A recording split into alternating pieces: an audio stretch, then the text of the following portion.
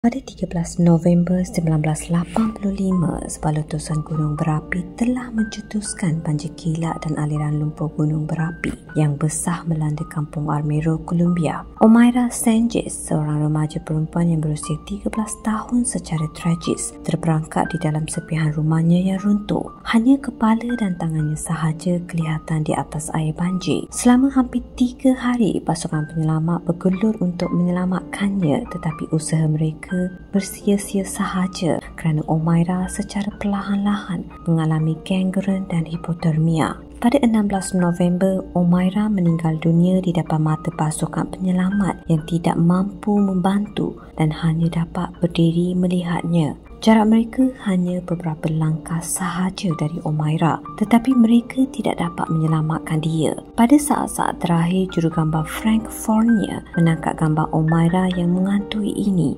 Mengimbas kembali detik itu, Frank menyatakan bahawa dia berasa tidak berdaya di hadapan gadis muda yang berani itu. Ditambah lagi, Omaira menghadapi kematiannya dengan penuh keberanian yang luar biasa.